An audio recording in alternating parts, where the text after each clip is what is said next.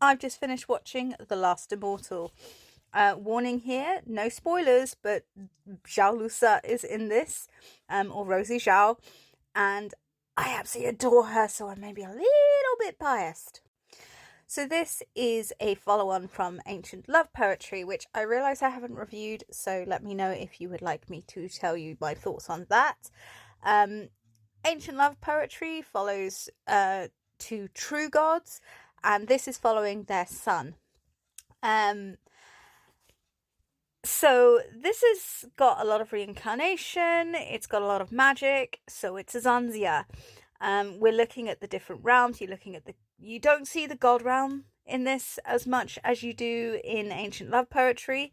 So we're more focused on the immortal realm, the demon realm, and the nether realm. In other Zanzia, I've heard that called the underworld. But basically it's not hell as Western society would probably call it, but it's basically the nether realm or the underworld, whatever you want to call it, which isn't like the Western sort of underworld, if you will, or hell. It's more a place for sort of souls to move on to their next lives, or for immortals to go and do their tribulations. So let's start with some of the things I didn't like. Which isn't much, to be fair. I found it a little bit paint by numbers and a touch predictable.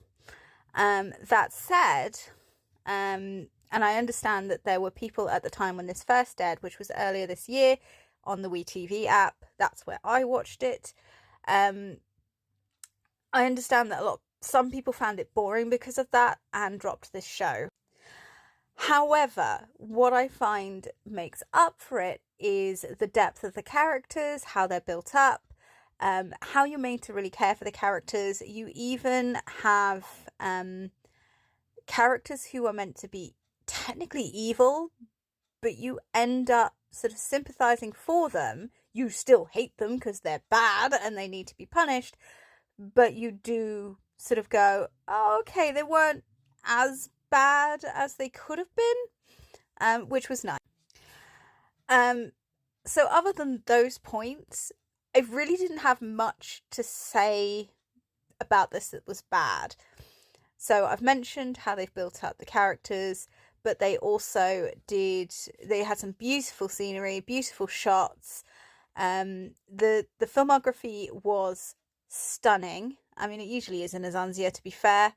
Especially now that they've got a lot more technology to utilise. Costumes were varied and gorgeous. Here's a whole load. And I really liked how they told this story. Although it could be predictable at times, they still sort of told it in a way that really gripped you and kept you into that story and kept you invested.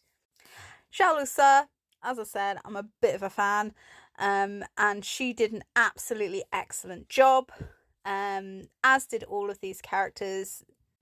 These are some of the main guys, and all of them did a superb job in their parts. They were really well cast.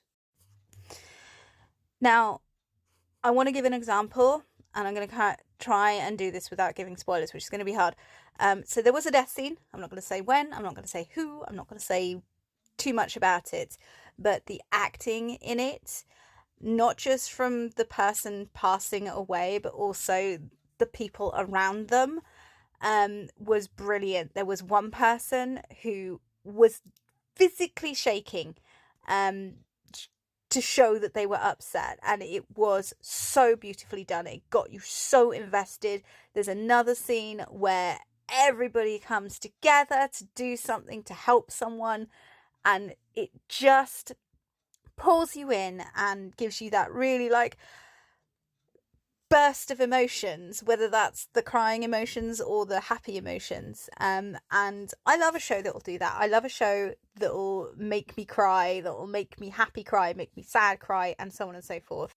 Would I recommend you watch it? Personally, yes. I haven't come across that many Zhao Lusa shows that I haven't liked, to be fair. I've dropped one. It was a modern one though, and one of her very first ones. But what do you guys think? Did you enjoy this show? Have you even watched this show yet? Do you plan to watch this show? Try to keep spoilers to a minimum if you can. But thank you for listening and see you next time. Bye!